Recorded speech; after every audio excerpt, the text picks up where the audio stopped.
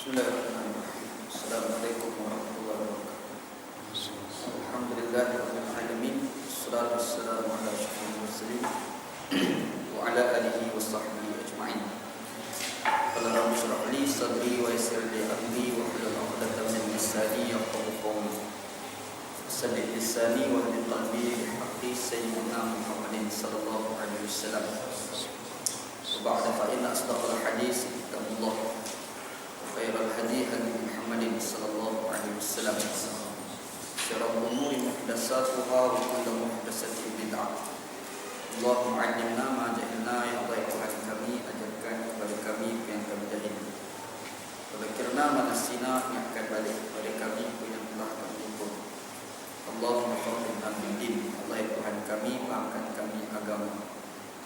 Wa 'allimna ta'wil, ajarkan kepada kami Al-Quran. Allahumma rzuqna ilman nafi'a, ya Allah Tuhan kami, rezekikan kepada kami ilmu yang bermanfaat. Wa amalan shalihan mutaqabbalan, dan amalan yang saleh, amalan tersebut diterima. Wa rizqan halalan thayyiban, dan rezeki yang halal dan rezeki tersebut baik.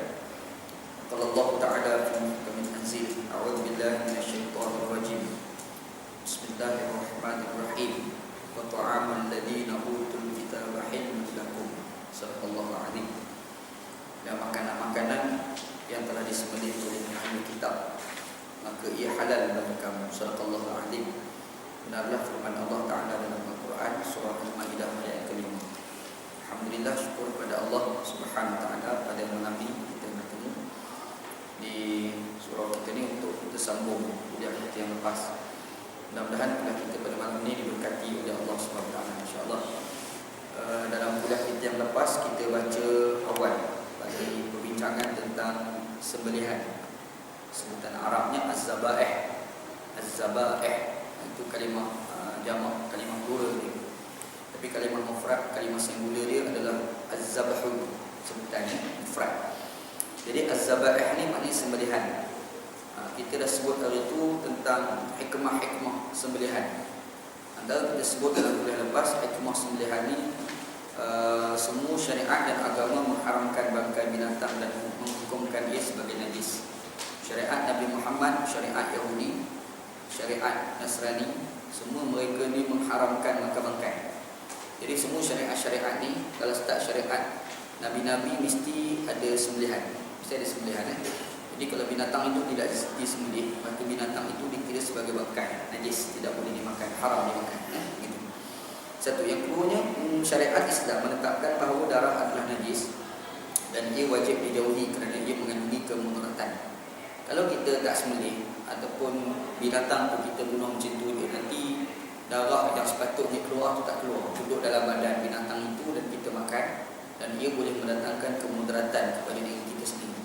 Jadi bila kita sembelih alkum dengan urat merih, kita putuskan, nanti semua darah-darah yang sewajarnya keluar tu akan keluar. Dia akan keluar. Kalau kita tak putuskan urat-urat tadi, nanti darah tu akan bertakuk ke dalam badan binatang itu. Jadi bila bertakuk dalam binatang tu dan kita makan, dia akan jadi masalah kesihatan kepada orang yang makan. Jadi Islam kita sembelih, putus alkum dengan urat merih, tujuannya darah-darah tu habis keluar. Bila dia keluar semua tu, jadinya kalau kita nak makan binatang tadi, binatang tu sudah ada kebaikan, dia tidak ada unsur kerosakan pada kesihatan tadi. Itu hikmah. Sebab tu tak boleh makan babi, sebab babi tak ada tekuk. Babi mana ada tengkuk babi kan.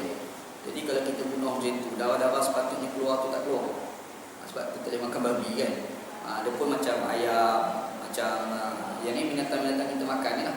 Ayam tu dia disembelih, bila disembelih tu darah dia keluar, saliran dia keluar habis. Bila keluar tu, kalau ada darah-darah lagi baki dalam badan tu, bukan darah-darah yang memudaratkan kepada manusia kalau manusia makan. Tapi kalau kita tak tahu, dia ada darah-darah melekat lagi kat badan dia tu kan. Kalau kita tak sembelih, darah yang melekat tu jadi masalah pada kesihatan manusia. Itu hikmah lah. Itu hikmah. Kalau kita cek, itu antara hikmah diharamkan makan babi. Bab 1 babi kan. Itu kan. Hari ni kita nak bincang tajuk baru, iaitu tentang jenis-jenis sembelihan. Dia kata sembelihan terbagi pada 3 jenis. Dia sembelih ni, kita bincang dalam Islam ada 3 jenis sembelih.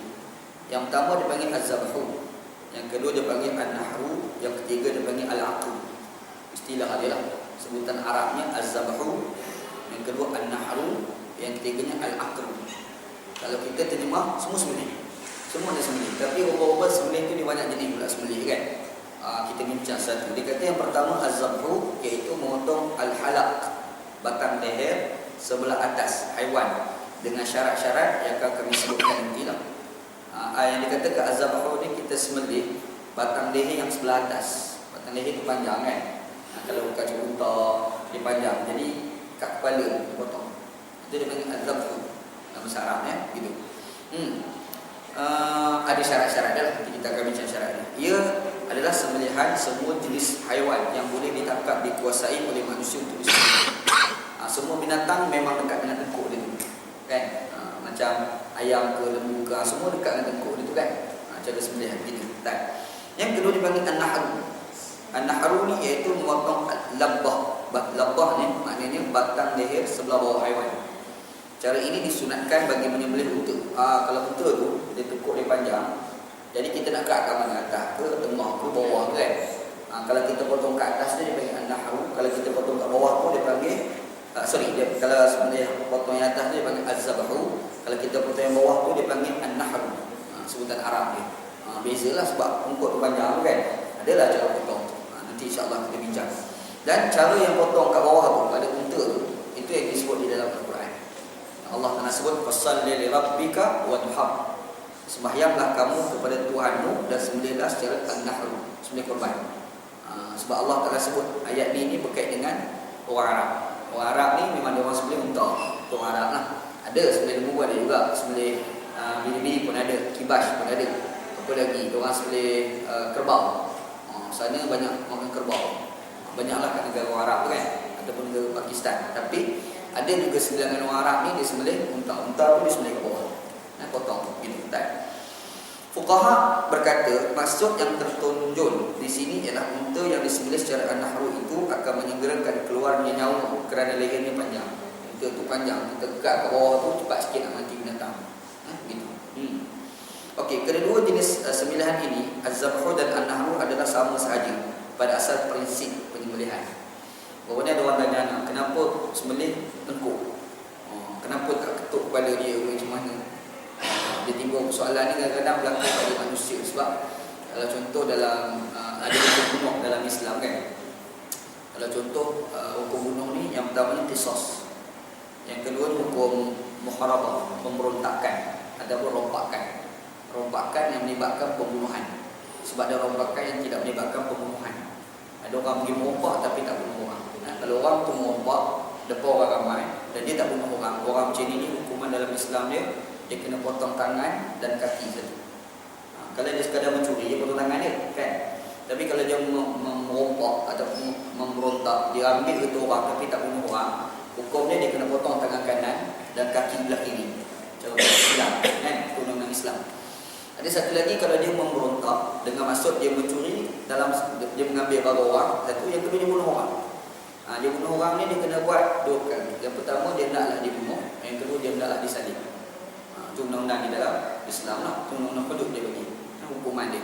Cuma dia mana nak buat, nak bunuh dulu ke baru salib, ataupun salib dulu ke baru bunuh. Itu khilaf. Itu ulama tak sepakat. Ada ulama kata bunuh dulu, lepas tu baru salib. 3 hari baru tanam mayat dia. Ada kata ulama kata macam tu. Ada ulama kata kena salibkan dulu, lepas tu bunuh. Ada juga. Itu hukuman bagi pemberontakan ataupun rompakan yang melibatkan kepada pembunuhan. Hukumnya. Cuma dalam Islam dia ada isu tentang bunuh yang kita sebut kisah dengan pemberontakan tadi kan. Okey, soalannya bunuh tu macam mana? Yang ini di kalangan ulama-ulama dia pergi debat panjang. Debat antaranya melibatkan kepada binatang. Kenapa binatang ni kita kena sembelih? Sebab bila kita sembelih dia cepat mati. Isu ni adalah cepat mati ya. Dia tak boleh kita nak bunuh binatang ni yang boleh menyiksa dia, haram. Lepas tu nak sembelih kena guna pisau yang tajam supaya dia sakit matilah, bukan sakit sebab pisau tu tumpul. Kita pakai pisau tumpul, khorak ayam tu Allah jam kau nak mati. Sebab apa? Kena pisau tumpul tu kan. Dia guna pisau tajam. Dan bila kita putus kepala ni, di kepala ni, maknanya dia terputus otak dia. Jadi di situlah menafsirkan sakit. Bila tak ada, bila putus dia putus urat untuk nak menafsirkan sakit, maka dia mati macam tu, boleh kan? Sebab otak tu yang menafsirkan sakit pun hikmah kita kepotong kepada kan. Lepas tu dalam Islam ada debate juga tentang kalau sekiranya kita nak bunuh orang, kita kena gantung tu macam mana hukum gantung tu kan. Ada perbincangan di kalangan umat Islam. Tetapi yang pastinya yang pakai elektrik tu haram. Ada orang putih pakai elektrik letak bunuh tu kan. Tak boleh tu. Sebab sakit dia melampau sangat. Sakit dia tak boleh gitu. Ada separuh-separuh ni dia ikat orang, dia tembak dekat jantung orang tu. Macam berlaku kat 3 orang. Imam Samudra, Amrozi dengan Ustaz Mukhlis. Ustaz Mukhlas. Nanti 3 orang kan. Amrozi, Imam Samudra, Ustaz Mukhlas. Ustaz Mukhlas tu kaum Vietnam sebenarnya. Ustaz Mukhlas di Indonesia tu kan, yang dituduh orang yang pergi bom Bali. Anak kawan dengan dia ni masa belajar Pakistan. Masa belajar Pakistan tu dia datang daripada Indonesia. Dia pergi kat Karachi. Lepas tu sempat minum teh dengan dia. Minum teh sembang lah. Dan dia pun kenal anak kenal dia. Tapi anak tak tahu cerita pasal bom Bali ni, anak tak tahu. Anak tak tahu dia sembang ke tidak Allah. Tapi yang anak kenal dalam sembangan ni memang orang baik lah. Dia seorang yang baik. Kita sembang dengan dia ni memang orang yang mulut tak habis-habis. Dia sebut Allah Ta'ala, Rasulullah. Itu mulut dia lah. Kita ni sembang berapa, dia tak berapa sembang. Dia orang nama Ustaz Mukhlas. Memang baik. Lepas tu ada seorang lagi nama Amrozi, adik pada Mukhlas. Seorang lagi Imam Samudra. Imam Samudra ni orang lain lah. Okey, dia orang ni dituduh sebagai orang yang pergi bom Bali. Ada bom Bali teruk kan. Sampai buat filem pasal cerita bom Bali. Kalau type kat YouTube tu ada filem peristiwa Bali. Peristiwa ke tragedi Bali. Itulah lebih kurang anda tengok. Tapi serius nak bagi tahu, filem tu ada rasa macam berapa. Sebab dia mempamerkan Ustaz Mukhlas tu ekstrim. Sebenarnya Ustaz Mukhlas bukan macam tu. Anak sekadar dalam sembang dia bukan macam ni. Dia seperti itu. Dia nak pamerkan orang tu macam orang jahat, ekstrim sangat kan. Anak sembang, dia tu nak kata tak, dia bukan macam ni. Dia orang baik, dia sembang memang baik. Dia kalau kita sembang, dia kuping dengan dia, tiba-tiba lalu orang perempuan, kita tengok awak. Perhati tu, hai tengok apa tu? Dia marah itu balik. Ni cerita Ustaz Mukhlas. Allah raham lah. Kalau kita selama roh tengok, ayat ni tak tengok ni Ustaz. Kita macam tu kan. Tapi Ustaz Mukhlas ni macam ni, dia orang baik. Tapi dalam filem tu dia pamerkan orang tu macam jahat sangat. Anak pun tak boleh terima. Dia kata tak, bukan macam ni. Aku kenal orang tua ni.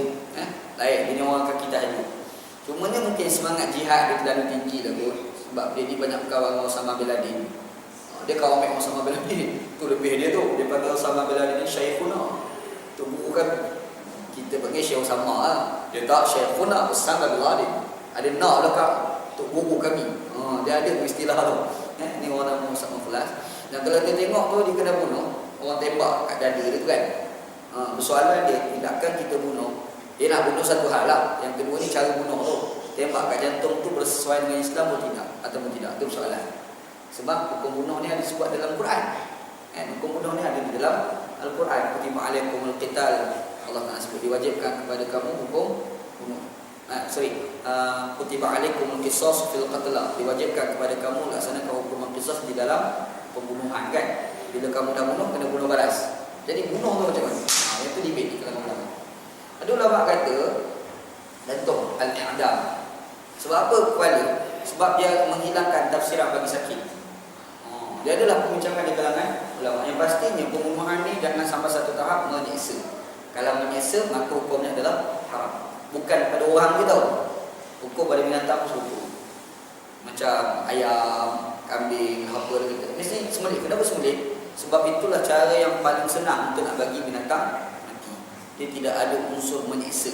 Kalau ada menyiksa pun menyiksa yang sikit. Berbanding kalau kita buat yang lain, menyiksa ni banyak gitu. Tu adalah perbincangan Islam ni dia penting pada tahap tu lah. Jangan sampai menyiksakan. Itu Islam gitu. Hukum dia. Macam hukum bakar binatang tak boleh, haram.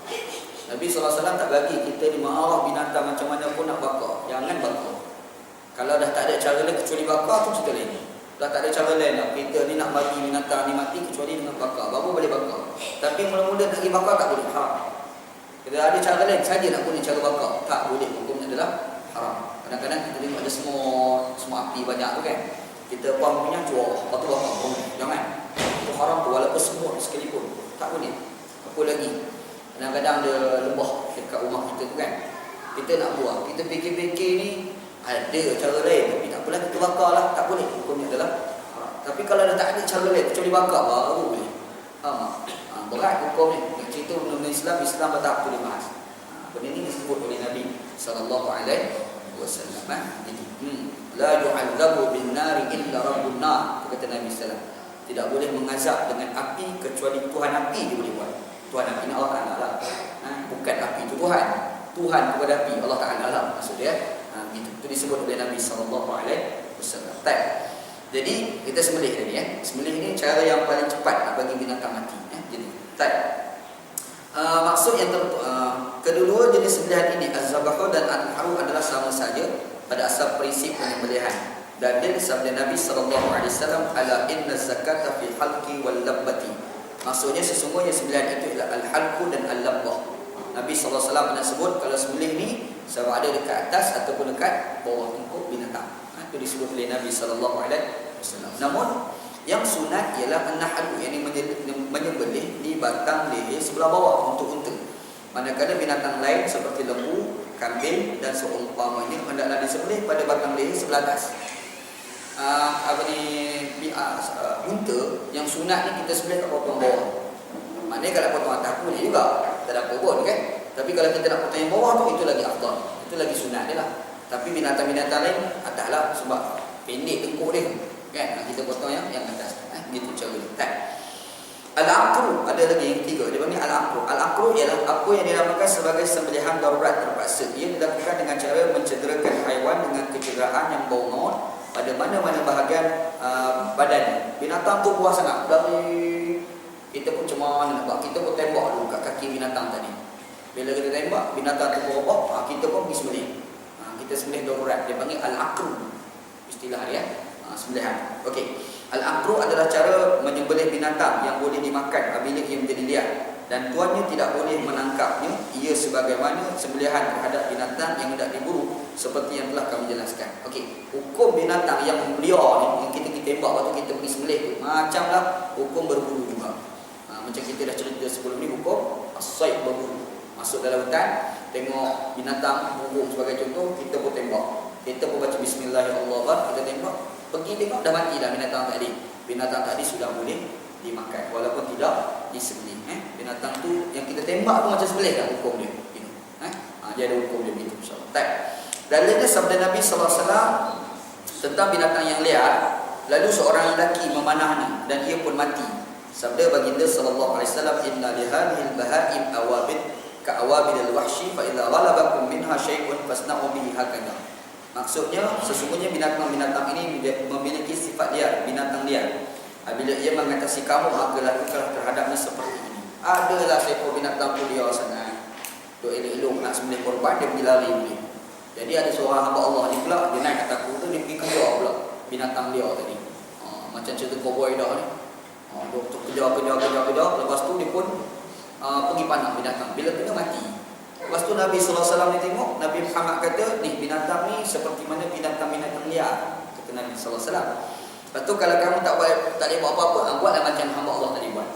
Kata Nabi sallallahu alaihi wasallam. Maknanya binatang tadi kita tembak, liar dia tadi kita tembak dan dia mati, maka binatang itu sudah dikira seperti sembelihan. Dihukum dia. Itu kalau dia matilah. Kalau tak mati kena sembelih lah. Tembak kena kat kaki. Kawan tidur lah tengok dia sakit gitu, kita pergi tengok, biar je lah, lepas ni kita sembelih. Datang-datang tengok, kali kedua datang mati dah, tak boleh makan, bangkai, tak boleh besar-besar. Bila datang tu sakit, kita pun cepat-cepat pisau terus sembelih. Binatang tadi boleh dimakan. Ataupun kita tembak mati dah, tembak, lepas tu kita tak mati dah. Mati kita sembelih, dah lah dimakan. Sebab di bawah kategori al-hawashi. Al-hawashi ni maknanya binatang-binatang liar. Hukum dia begitu. Yang seterusnya tentang syarat sah sembelihan. Okey, kita nak bincang pula pasal syarat sah sembelihan. Okey, sembelih lah, tapi ada syarat-syarat kita kena tunaikan kan. Apa syarat-syarat? Syarat-syarat dia kata, maksud syarat di sini ialah perkara-perkara yang mesti ada untuk menjadikan sembelihan itu sah dan untuk menjadikan binatang sembelihan itu bersih. Ada beberapa syarat yang kita kena tunaikan. Tujuannya adalah sembelihan itu sah, kita boleh makan. Dan untuk menjadikan binatang itu memang boleh dimakan betul. Dia ada undang-undang. Apa dia undang? Dia kata bincangan ni, perkara ini keseluruhannya terbagi pada 3 bahagian. Kita nak bincang pada 3 bahagian. Yang pertama, syarat berkaitan dengan penyembelih, tukang sembelih. Mana tahu kita bagi sama menu sembelih.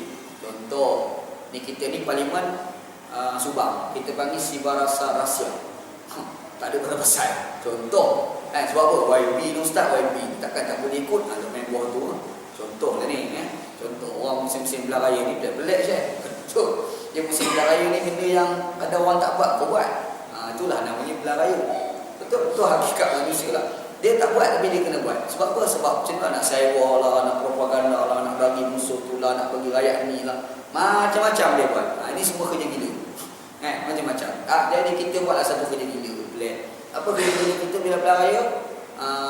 Hari tu calon orang bukan Islam, kita jemput mamat ke Islam tu sendiri. Contoh ni. Macam mana hukum tu? Boleh ke tidak? Satu. Yang kedua ni syarat berkaitan dengan binatang yang disembelih. Binatang tu pula macam mana? Mana tahu ikan yang nak sembelih. Mana tahu yang ikan sembelih bismillahirrahmanirrahim ikan. Kau gila mana tak tahu. Contoh kan. Binatang tu. Yang ketiga syarat berkaitan dengan alat sembelihan.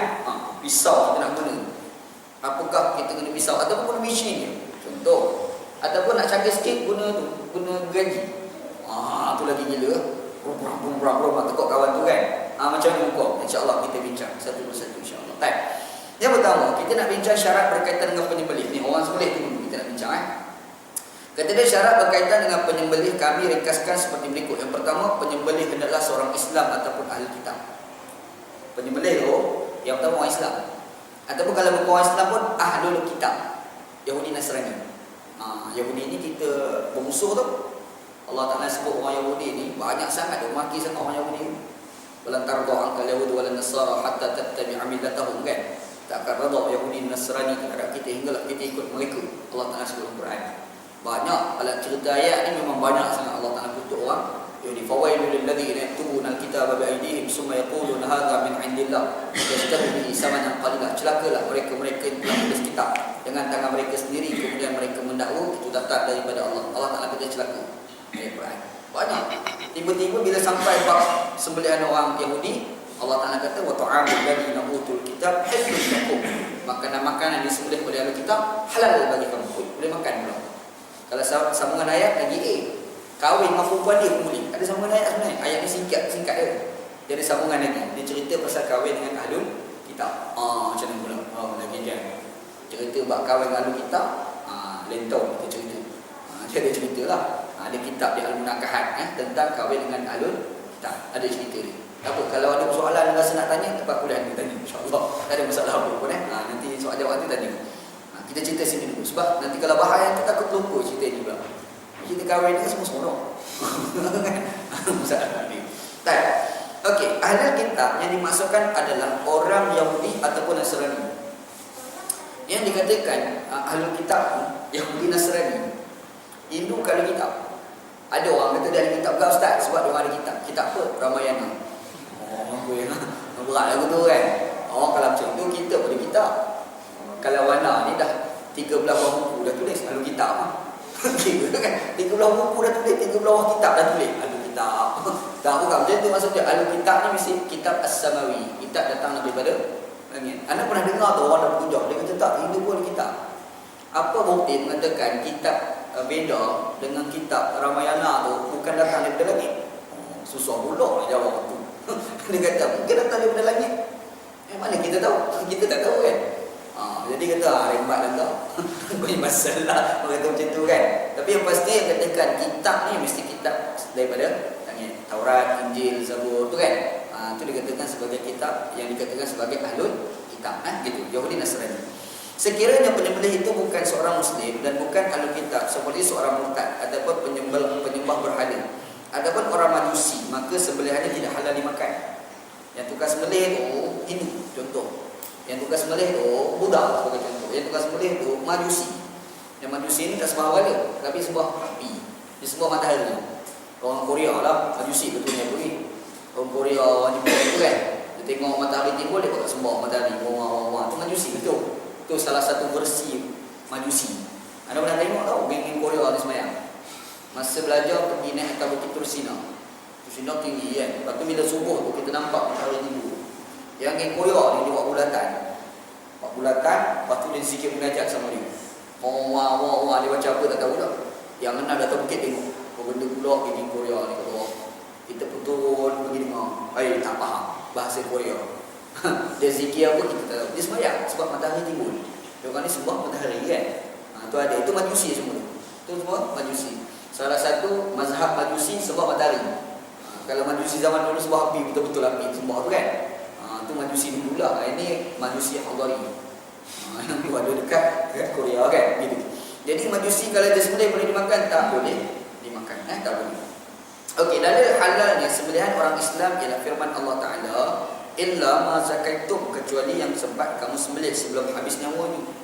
Quran dah bagi tahu orang Islam sembelih halal. Itu clear, tak ada apa dah. Kalau baca dalam hadis Nabi kata zabihatul muslim halalun dzukira smallahi alaihi am lam yuzkaru alaihi. Nabi sallallahu alaihi wasallam menyebut sembelihan orang Islam itu halal sama ada dibacakan dengan nama Allah ataupun tidak dibacakan nama Allah. Itu mazhab Syafi'i. Al-Imam Syafi'i, dalam mazhab Syafi'i, sembelihan orang Islam itu adalah sah walaupun tidak dibacakan dengan nama Allah. Kalau baca nama lain, apa tak sah? Faham? Dia sembelih, dia diam. Sembelih, sah sembelihan ni. Imam Syafi'i, mazhab Syafi'i. Ataupun dia baca bismillah, Allah Akbar, bismillah, Allah. Sembelih tu kan, ada yang nama Allah. Ataupun dia baca, tapi bukan nama Allah, nama bapa dia. Contoh, saja macam anak ni nama bapa Wan Husin. Demi Wan Husin perang sembelih kepada bapa dia. Tak boleh. Tak boleh. Tak boleh. Kalau dia sembelih juga, maka binatang itu adalah bangkai. Faham jadi mazhab Syafi'i, sembelihan itu orang Islam. Orang yang sembelih itu mesti orang Islam. Dan sama ada dibacakan dengan nama Allah ataupun tidak dibaca dengan nama Allah. Faham maksud itu dia lah. Sebab Nabi sallallahu alaihi wasallam sebut dalam hadis, zabihatul muslim halalun dzukira smallahi alaihi am lam yazkur smallahi alaihi. Sembelihan orang Islam itu halal sama ada dibacakan dengan nama Allah ataupun tidak dibacakan nama Allah. Jadi itulah dalil dalam mazhab kita mengatakan bahawasanya kalau sembelih itu orang Islam, penyembelih itu orang Islam, hukumnya adalah sah walaupun tidak dibacakan dengan nama Allah. Faham Hanafi tak? Hanafi beza sikit. Mazhab Nabi kata, kok mana pun kena baca nama Allah. Kalau orang Islam sembelih tak baca nama Allah, tak sah. Kalau orang kafir sembelih baca nama Allah, sah. Dia bukan kira kafir Muslim tak? Nama Allah. Itu beza dia kan? Hukum ni dalam mazhab Hanafi. Sebab Quran sebut kena baca nama Allah. Dalam Quran sebut binatang yang boleh dimakan mesti dibacakan dengan nama Allah. Tiba-tiba ada hadis kata tidak dibacakan nama Allah tapi tertakluk dengan orang Islam. Hadis dengan Quran mana nak didahulukan? Itu soalan mazhab Nabi tu. Faham? Dia nampak macam bertempur ni dua ni. Quran kata dengan hadis kata tu kan. Jadi Hanafi kata dahulukan Quran berbanding hadis Nabi sallallahu alaihi wasallam. Makanya kata sembelih kok mana pun kena sebut nama Allah. Itu di dalam mazhab Hanafi. Nampak Tapi kalau orang kafir sembelih, wah boleh pun kafir sembelih lah. Sebab apa dia kata orang kafir sembelih sah walaupun dia baca nama Allah? Tu Alkitab. Yahudi Nasrani itu kafir. Allah Ta'ala maki orang kafir dan orang Yahudi Nasrani Quran berapa dia kata kafir. Laqad kafara alladziina qalu innallaha thalithu thalatha. Kafir orang mengatakan Tuhan itu ketiga daripada tiga. Nasrani. Betul kan? Nasrani dia kata Allah Ta'ala tiga, mana kafir? Allah Ta'ala kata kafir clear kafir. Dalam kafir tu tiba-tiba dalam satu ayat Allah Ta'ala bersebut wa ta'amul alladziina utul kitab halal lakum. Makanan-makanan yang disembelih oleh ahli kitab halal bagi kamu. Nampak makna ni Imam Hanafi letak satu tanggapan. Orang tu kafir tapi masa dia sembelih dia baca dengan nama Allah, maka sembelihan itu adalah sah. Si barasa lah sembelih ni contoh.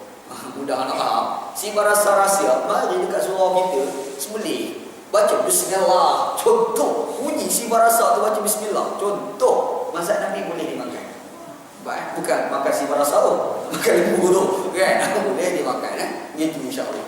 Tu mazhab Nabi. Mazhab kita tak boleh. Mazhab kita kok mana pun mesti orang Islam. Ingat sini insya-Allah hukum. Perempuan lagi lah boleh. Hari tu ayah ajar itu ada seorang muslimat hantar SMS pada anak. Dia kata betul ke ustaz, kalau orang perempuan sembelih yang boleh makan binatang tu hanya orang perempuan dan kanak-kanak je, orang kita boleh makan. Wih, mana korembat aku tak tahu. Tak ada. Orang perempuan sembelih ni boleh. Kita boleh makan binatang yang disembelih oleh orang perempuan. Boleh makan. Sama ada lelaki kena makan, perempuan kena makan, kanak-kanak semua boleh makan. Tak jadi apa masalah. Ada kata tak? Kalau orang perempuan sembelih, perempuan dan kanak-kanak, orang lelaki tak boleh makan. Anak tak tahu mana kitab dari mana. Anak tak pernah jumpa kan. Anak pelik, anak cari-cari tak jumpa ni. Pelik ni rembat mana hukum ni kan. Tak ada. Hukum dan sembelih dan ikut piawaian dia, maka hukum sembelih itu adalah sah. Tak jadi apa masalah insya-Allah. Gitu. Okey.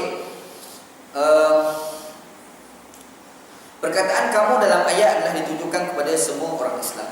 Quran sebut. Satu. Yang kedua, dalil halalnya sembelihan ahli kitab ialah firman Allah Ta'ala, wa ta'amul ladzina utul kitab hillul lakum. Allah Ta'ala sebut Quran, dan makanan sembelihan orang-orang yang diberikan kitab itu adalah halal bagi kamu. Yahudi Nasrani kalau dia orang sembelihan dia adalah sah. Kenapa Sebab masa dia orang sembelih dia orang baca bismillah. Yahudi Nasrani masa dia orang sembelih memang dia orang baca bismillah. Ini kena buka kitab Imam Asy-Syaukani. Imam Asy-Syaukani sebut dalam kitab ni Nailul Awtar, dia sebut jelas orang ahli kitab memang masa sembelih dia baca nama Allah. Dia baca dengan bismillah, Allahu Akbar. Itu Yahudi dan Nasrani.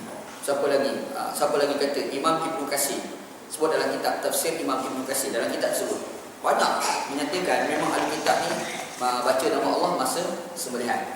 Gitu insya-Allah. Dan inilah dalil boleh guna kalimah Allah dalam agama Islam. Itu antara dalil dia kan. Orang kata tak boleh. Mana ni Quran sebut jelas. Orang dok kata tak boleh tu maknanya tak baca Quran.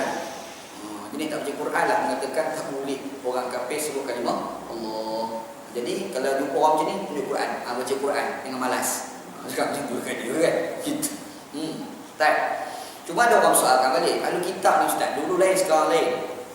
Memang orang Islam dulu dengan orang Islam sekarang pun lain. Siapa orang Islam dulu dengan orang Islam sekarang? Mana siapa? Orang Islam zaman Nabi, orang Islam zaman moden. Tak sama.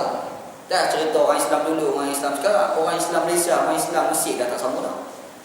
Dia pun timbul pula soalan, dia kata ahli kitab dulu lain, ahli kitab sekarang lain. Tak sama betul ni. Anda tanya apa yang tak sama? Ahli kitab dulu betul, ahli kitab sekarang tak betul. Weh, kalau ahli kitab zaman dulu tak betul, yang Allah Ta'ala maki tu ahli kitab mana pula? Betul tak? Allah Ta'ala maki ahli kitab ni wahyu tu, bukan Quran sekarang, bukan Quran terus sekarang dia maki ahli kitab. Tak. Tu zaman wahyu tu Allah Ta'ala dah maki dalam kitab. Lambat-lambat dah maki tu. Yang ahli kitab daripada Nabi lah sallallahu alaihi wasallam tu. Macam tu kan? Dia maki daripada Nabi tu. Dia maki tu. Banyak maknanya ahli kitab ni dah rosak lah dulu. Dia rosak. Orang Yahudi Nasrani ni sebelum wahyu turun, belum turun Quran tu rosak tak Yahudi Nasrani ni. Dia kata Tuhan dah ada anak, Tuhan dah ada 3, 4 tu. Sebelum Quran turun dah kata dah macam tu. Makna dia dah kafir lama dalam kitab ni. Faham tak? Yahudi Nasrani kafir lama dah. Tapi boleh kita minta blok. Oh, dia tak kafir. Yang kitab dulu lain, zaman Nabi punya kitab lain, sekarang lain. Kita bertanya apa yang lain tu, zaman dulu betul, sekarang tak betul. Gila cakap macam tu. Dan Nabi Muhammad tu lawan Yahudi mana pula? Soalan kan? Huyai bin Al-Akhtab. Huyai bin Al-Akhtab itu ketua Yahudi Bani Nadir yang duk lawan Nabi sallallahu alaihi wasallam dalam peperangan Ahzab. Yahudi dia lawan Nabi sallallahu alaihi wasallam. Tu yang dilawan oleh Nabi sallallahu alaihi wasallam. Yahudi. Apalagi Yahudi yang duduk di Khaybar. Ada satu penempatan kat Madinah dulu, namanya Khaybar. Orang Yahudi duduk kat situ. Dia orang ni macam-macam pemberontakan yang dia orang buat.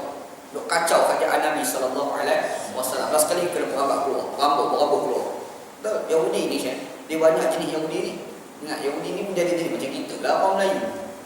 Melayu pun jadi Melayu ada. Jawa, Bajak, Kelantan, Terengganu. Apa lagi? Negeri Sembilan. Cerita Melayu pun dah pening dah. Sakat pening bahasa Melayu. Yahudi pun macam tu juga. Yahudi ni banyak versi Yahudi. Kalau kita pergi dekat Pakistan, pergi dekat sempadan Afghanistan dengan Pakistan, dia ada satu tempat tau. Nama tempat tu dia bubuh tulis Khaybar. Sebab Yahudi dulu dia orang pernah perambat. Perambat pergi duduk dekat Pakistan. Duduk sepadan Pakistan Afghanistan. Cuma dia orang pakai masuk Islam. Dan kita kena ingat Yahudi ada masuk Islam. Bahkan ada Yahudi masuk Islam dan dimuliakan oleh Allah SWT. Dan salah seorang daripada 10 orang yang dijadikan syurga semasa hidup Yahudi. Orang tu namanya Abdullah bin Salam radhiyallahu anhu. Abdullah bin Salam kita dengar sahabat Nabi. Dia memang sahabat Nabi. Dan asalnya dia Yahudi. Dia Yahudi, dia masuk Islam. Bila dia masuk Islam, dia adalah salah seorang orang yang dijadikan syurga semasa hidup. Yang digelarkan sebagai Al-Mubashsyirun bil Jannah. Orang-orang yang diberikan kabar kegembiraan dengan syurga. Maksudnya Nabi Muhammad baru jumpa, pegang tangan. Kau syurga jangan bimbang. Pegang seorang belah, kau syurga jangan bimbang. Kau syurga jangan bimbang. Tu. Salah seorang tu Yahudi, namanya Abdullah bin Salam. Maknanya ada Yahudi masuk Islam dah. Kita duk maki Yahudi tu jangan duk maki tu bahasa juga kalau tengok Pak Yahudi macam mana tu kan. Dia tengok juga tu. Maknanya bukan semua Yahudi ni bermusuh. Ada Yahudi yang kita boleh toleransi, iaitu Yahudi yang menghormati orang Islam, yang menghormati ajaran Islam. Ada. Qaradawi sendiri pernah didatangi orang Yahudi, pergi jumpa dia. Gambar dia bersalah bilang dengan Yahudi. Dia bukan jumpa Yahudi cik anak Yahudi tu guru Yahudi tu yang pakai topi bulat tu, segmen panjang. Kan tu guru Yahudi kan dia panggil rabai apa dia panggil. Rabai pula. Dia panggil apa tak tahu. Dia punya segmen tu panjang lah dia buat. Yang tempat kita ni kita jumpa yang budak-budak ambil rambut tu kan. Dia buat adalah dia silang-silang rambut. Macam orang perempuan dia buat silang rambut kocang dulu macam tu. Dia tak ada silang ni, dia punya segmen. Segmen panjang tu silang-silang jadi panjang segmen ni. Dia pakai topi bulat. Tu Yahudi kan. Kalau tu guru Kristian tu pula dia pakai kopiah. Tu dia. Dia kecil kan, letak daripada jambul keluar. Tu untuk guru Kristian. Kita pergi tanya Nan, apa dia punya Bukawati Nan. Kita tanya perempuan kata apa? Untuk guru Yahudi di kalangan orang perempuan. Begitu. Untuk guru Nasrani agama dalam di kalangan orang perempuan. Bukan pakai tudung. Pakai tudung hidup pula kan. Tudung dia beza sikitlah tudung kita tu. Jadi nak bagi tahu, Yahudi ni memang kita bermusuh dengan Yahudi, tapi ada Yahudi tertentu yang boleh berkawan. Bila Yahudi yang boleh toleransi dengan Islam, yang boleh menghormati Islam. Ini berlaku di kalangan ulama-ulama Islam dekat Mesir banyak dia berkawan dengan orang Yahudi. Zaman sahabat dulu pun ada seorang sahabat kalangan orang Yahudi. Sahabat tu nama Huzaifah bin Al-Yaman radhiyallahu anhu. Isteri dia Yahudi. Tapi Umar Khattab datang, Umar bagi tahu pada Huzaifah, kau ceraikan bini kamu. Dia kata besar pula aku nak cerai bini aku Yahudi ni. Dia kata bukan masalah tu, aku bimbang nanti orang perempuan Islam tak ada. Tengok engkau kahwin, sahabat buat kita bakal cari perempuan Yahudi, habis perempuan Islam tak kahwin. Bimbang yang tu. Satu, yang keduanya bimbang anak. Sebab kalau mak dia Yahudi, bapa dia Islam, dapat anak, agak-agak anak tu jadi agak wrong. Kebimbangan Umar Al-Khattab. Di situlah Umar di stop keizinan kahwin dengan ahli kitab Yahudi dan Nasrani. Hukum asal boleh. Umar tak bagi itu kerana faktor politik. Faktor politik dia bukan faktor segi hukum. Segi hukumnya adalah boleh. Gitu. Sebab tu ada ulama dekat Azhar kat Mesir tu kadang kita akan jumpa doktor Azhar yang isteri dia Yahudi. Jangan kita nak bagi tahu kan. Gitu. Jangan kita lah nak bagi tahu ni. Ada kawan nak cerita, anak tak tahulah doktor mana. Anak tak kenal doktor ni. Dia pergi ziarah doktor ni. Dia pergi rumah kawan tu. Tiba-tiba bini doktor tu keluar pakai seluar pendek. Dia terkejut. Macam mana doktor Azhar? Bini keluar pendek. Terkejut. Sebab pergi ziarah rumah doktor tu lah. Yelah kita kalau punya tu guru. Betul tak? Tuan guru ni pergi rumah. Bini tutup sakat lah. Betul tak? Kalau boleh mata-mata nak tutup pun. Tu bini tu guru lah tu. Kalau ada yang jadi pakai kemban tu bini tu garu. Tu garu mau pakai kemban kan. Tapi dia pergi ni tu guru Azhar ni, dia pergi ni dia terkejut. Ada di doktor Azhar ni. Dia bukan ulama popular ni, ulama-ulama mengajar kat universiti lah. Tengok kakak kesudah bini dia. Rupa-rupa bini dia ahli kitab. Ahli kitab bukan wajib je kita ni kan. Kita ada syariat wajib tudunglah rupa-rupa macam dia orang tak ada.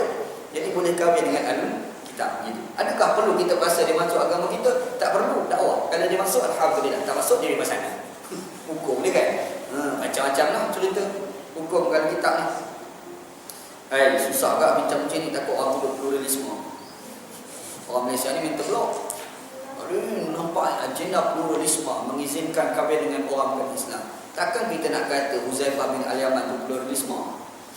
Betul tak? Huzaifah bin Al-Yaman tu sahabat Nabi. Dan memang riwayat terbukti menandakan dia memang kahwin dengan ahlul kitab. Memang berlaku lah sebenarnya. Hindu tak boleh lah, Hindu tak boleh sebab dia bukan kitab. Tak tahulah, Ustaz, Hindu kita tafsirkan Veda sebagai kitab juga. Bapak dia. Tak boleh lah. Begitu. Dia dalam sejarah dunia mengizinkan kahwin antara orang Islam dengan orang yang Hindu ni di India. Dia ada seorang raja namanya Jalaluddin Akbar. Yang dia seorang raja Islam, dia nak mendamaikan gubernur di bawah kerajaan ni. Kerajaan dia Islam, dia ni Islam seorang raja yang menguasai banyak kawasan, tapi ada kerajaan-kerajaan kecil, wilayah-wilayah kecil yang dilantik gubernur, dan gubernur yang dilantik tu orang bukan Islam. Wilayah-wilayah kecil. Jadi dia ni sebagai maharaja, yang bawah ni raja-raja lah. Macam Cina di sejarah dia ada istilah maharaja. Jadi satu lagi raja lawak, maharaja lawak, tak sama. Sama. Juara raja lawak. Juara Maharaja Lawak tak sama. Tak sama. Sebab raja-raja lawak ni dia asalnya tak tahu mana mari. Tadi juara. Yang juara-juara pula pergi tanding pula jadi maharaja. Kan? Dia panggil Maharaja Lawak. Jadi dia beza maharaja dengan raja. Maharaja besar tu namanya Jalaluddin Akbar. Lepas tu dia ada raja-raja bawah pula, kecil, bawah pemerintahan dia. Ada Hindu bawah. Hindu ada. Jadi Jalaluddin Akbar ni dia nak mendamaikan kerajaan Hindu-Hindu kat bawah. Last kali dia pergi kahwin dengan seorang budak perempuan, anak raja Hindu. Nama perempuan tu Juda. Nama perempuan. Ada orang filem Juda Akbar. Kalau rajin cara-cara filem Hindustan. Anda tengok tu. Anda tengok kan Juda Akbar. Filem tu dia cerita epic tau, sejarah, history, sejarah kerajaan India. Dia kahwin dua tu, dia Islam, dia kahwin perempuan Hindu. Alasan ulama-ulama ketika itu boleh kahwin tu, dia kata Juda tu macam ahli kitab. Sebab kitab beda. Mampu ya? Daripada situ berkembanglah satu agama namanya din ilahi. Dia panggil din ilahi. Nama dia lah. Daripada din ilahi dia berkembang lahir satu agama. Dan agama tu ada kat Malaysia. Tahu agama apa? Sikh. Agama Sikh. Lepas tu kita pergi dekat Sikh, kita pergi macam masjid dah. Betul tak? Macam masjid dah. Tengok membulat dia apa, masjid dah. Lepas tu kita pergi sembang dengan dia orang ni. Dia orang sembang ni memang elemen agama Islam memang ada. Sikh tu gabungan di antara agama sufistik dalam Islam dengan sufistik dalam Hindu. Dia gabung jadilah Sikh. Kan? Agama tu. Dan semua terkesan daripada din ilahi. Siapa yang cetuskan din ilahi? Orang tu nama Jalaluddin Akbar. Nama orang tu. Gitu. Dan Jalaluddin Akbar ni dia terpengaruh dengan seorang tuan guru dia. Jadi tu guru dia. Tu guru sufi dekat negara India. Nama dia Khawajah Mu'inuddin. Nama tu guru. Khawajah Mu'inuddin. Tu guru tasawuf. Adalah kalau aku cerita sejarah India, hari ni kita cerita sejarah India. Tu kita din ilahi asalnya. Dia terpengaruh besar. Sebab tu di India memang ada orang Islam dan orang Hindu ada. Memang ada. Kalau kita raja buka YouTube, cuba type Shahrukh. Type Shahrukh. Shahrukh rumah dia satu tempat sembahyang Islam, satu lagi tempat sembahyang Hindu. Dia pergi sembahyang subuh dekat cara Islam, habis sembahyang dia pergi kat sana pula, dia cari dari dia. Habis berdua dia rembat. Alasan dia senang. Dia kata kalau tak boleh masuk syurga kot ni, masuk syurga ni pula. Mampu. Itu kan. Dia ada pahaman tu memang ada dekat negara India. Kalau kita nak tengok lagi yang paling ketara, filem yang cerita kahwin antara Islam dan Hindu, tengok filem My Name is Khan. My Name is Khan. Aku tengok semua kan. Ada pergi dekat Shah Alam Sembang seorang, ada seorang Pak Haji Datuk. Dia cerita dia kata, Datuk pernah tengok filem ni Datuk? Dia kata, Ustaz ni, apa filem ni Ustaz? Tak tengok lah. Dia kata nama dia. Nak tak tahu lah, saya tengok semua kot filem ni. Sebab tu boleh cerita tu. Tapi percayalah, anda cakap tak terang, filem yang anda tak miss, Hindustan. Orang putih ada anda miss. Cerita. Tapi biar menarik kan. Dia ada benda, kita nak baca sejarah tapi kita malas. Tak sempat nak baca kan. Nak baca tak sempat. Tapi kita boleh layan dengan tengok filem. Cari filem-filem sejarah. Antaranya filem Three Kingdom. 3 kerajaan berperang negara Cina tu kan. Anda beli 26 CD. 26 CD. Satu CD tu 6 jam. Satu DVD tu 6 jam. 26 CD anda beli. 26 DVD anda beli. Habis anda layan. Anda tengok daripada awal sampai habis. Kalau semua cerita, anda boleh cerita sesuatu. Sejarah Cina. Memang menarik sejarah Cina. Tapi tengok lah ya. Tengok kan. Siapa dia Chong, siapa dia Chow Chow, siapa dia Liu Bei, siapa dia Zuliang. Gitu boleh sebut lah siapa.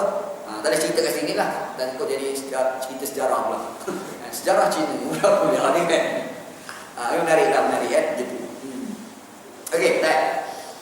Sejarah Cina, sejarah India, sejarah Islam tak apa lagi. Kita kena sejarah Islam tak lepas lagi kan. Tolong sebut siapa dia sahabat Nabi yang duduk dekat Madinah, yang duduk dekat Mekah, yang cari maklumat bagi pada Nabi. Siapa tak ingat. Kita pun tak tahu. Orang tu yang duduk dekat Mekah, dia Islam, orang Mekah tak tahu, dan dia hantar maklumat pada Nabi sallallahu alaihi wasallam. Orang tu namanya Al-Abbas bin Abdul Muttalib, bapa saudara Nabi sallallahu alaihi wasallam. Tu cerita, kalau cerita banyak. Itu sirah Nabi pula. Kan? Tapi cerita sejarah lain pun kena baca juga. Sebab kerana sejarah orang tu kita banyak boleh belajar. Banyak boleh belajar. Gitu insya-Allah. Ana start tak suka sistem monarki ni. Tengok sistem cerita Three Kingdom. tak suka sistem beraja ni. Sebab apa? Sebab tengok filem tu, sebab dia cerita hak mutlak nak bunuh orang tu pasal dia bunuh. Jadi dia nak ambil dia orang, dia boleh ambil. Dia nak bunuh orang. Gila sistem macam tu kan. Situ aku start meluat lah sampai luar rakam. So dalam YouTube siap masuk awal lagi kan. Ini perakam juga kan. Okey, tak apa, cerita tu sini balik. Okey, jadi definisi bagi ahli kitab itu ada macam-macam definisi ya. Ada orang kata ahli kitab ni adalah orang Yahudi dan Nasrani yang diorang berpegang dengan Taurat dan Injil walaupun apa bangsa sekalipun.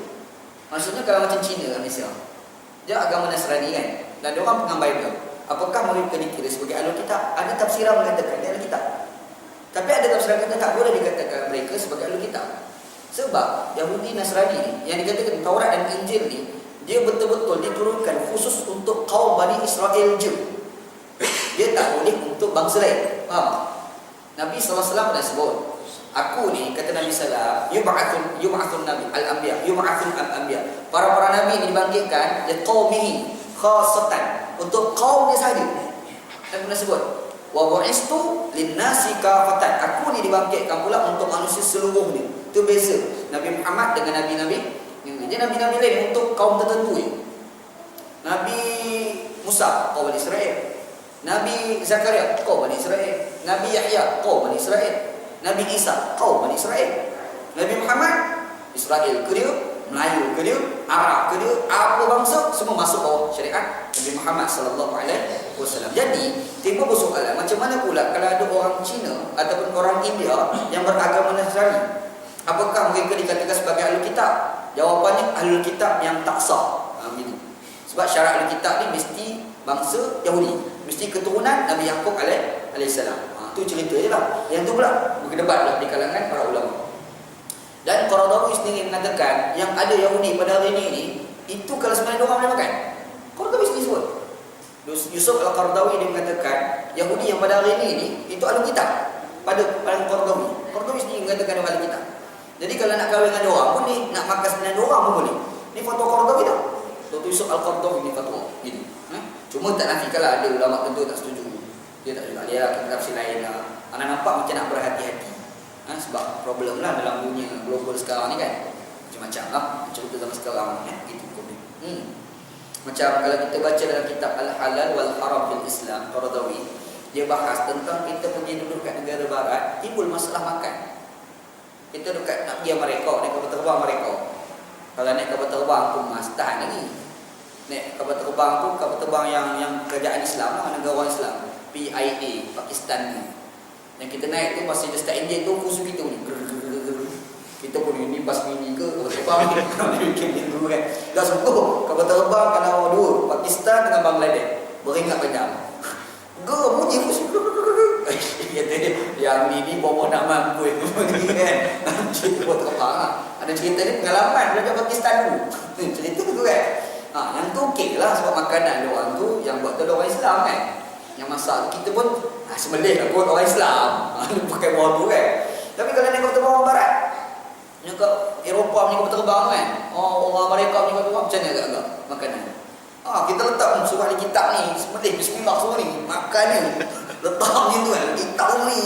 Kalau Imam Hanafi, mazhab Hanafi yang fatwa, yang penting dibacakan dengan nama Allah. Agama apa dia punya pasal? Agama Yahudi ke dia, Buddha ke dia, Hindu ke dia, Majusi ke dia, Murtad ke dia. Tiba-tiba bila dia sembelih, Bismillahirrahmanirrahim. Contoh maka sembelihannya boleh dimakan. Gitu. Bukan nama Allah je lah. Halqum dengan orang Melayu tu kena putus lah. Ni Bismillah. Yang ni tak boleh buka. Dia semua tu kena ikut piawaian syariah gitu. Allah Rabbi. Susah juga kena berfikir balik. Pergi kat negara China, Vietnam, nak makan apa? Termenung panjang. Termenung panjang. Okey, sini balik.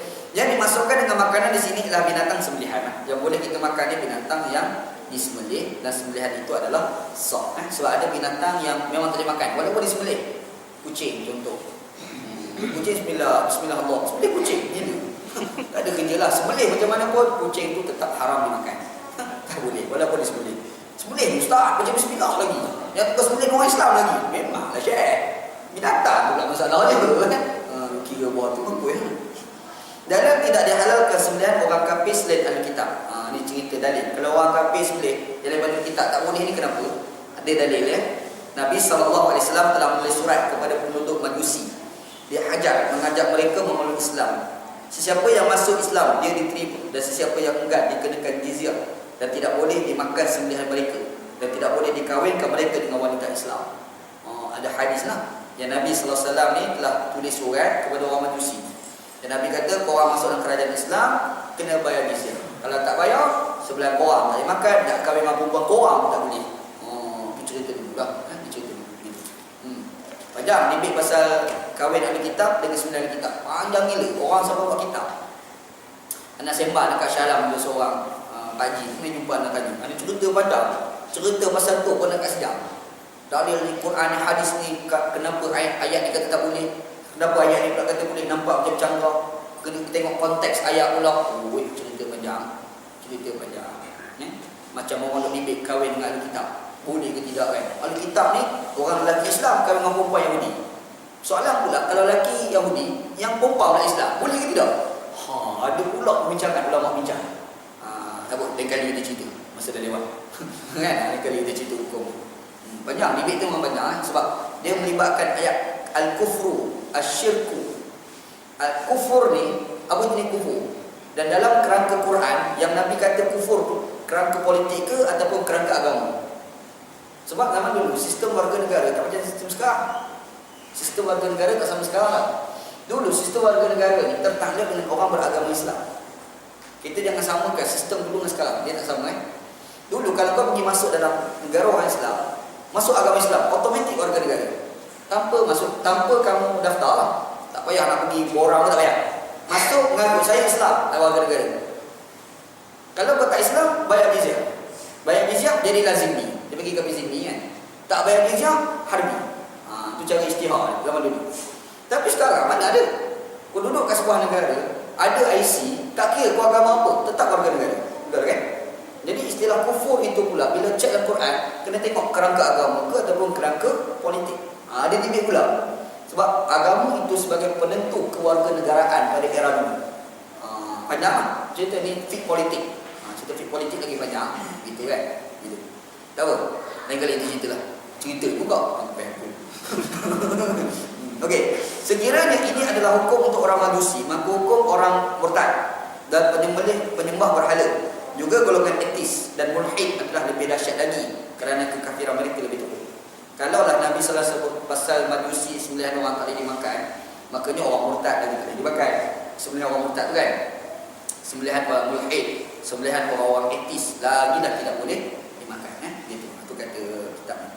Yang kedua, ahli kitab atau salah seorang datuk neneknya menjadi ahli kitab sebelum berlakunya penyelewengan ataupun pemasukan. InsyaAllah akan datang kita bincang. Wallahu a'lam. Okey, soalan sila. Allah Rabbi. Ada soalan?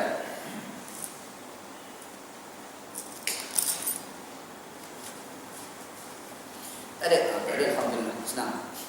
Wallahu a'lam. Sallallahu alaihi sayyidina Muhammad wa ala alihi wa sahbihi ajma'in. Alhamdulillahirabbil alamin. Bismillahirrahmanirrahim. Alhamdulillahirabbil alamin. Wassalatu wassalamu ala asyrafil mursalin wa ala alihi wa sahbihi ajma'in. Allahumma rzuqna ilman nafi'a ya Allah, Tuhan kami, rizqikan kepada kami ilmu yang memberi manfaat, wa amalan salihan taqabbala, dan amalan yang saleh dan amalan tersebut diterima, wa rizqan halalan thayyiban, dan rezeki yang halal dan rezeki tersebut baik. Rabbana atina fid dunya hasanah, ya Allah Tuhan kami, berikan kepada kami kehidupan kami di dunia baik, fil akhirati hasanah, dan juga di akhirat baik, wa qina adzabannar, selamatkanlah kami daripada azab api neraka. Sallallahu ala sayyidina Muhammad wa ala alihi wasallam.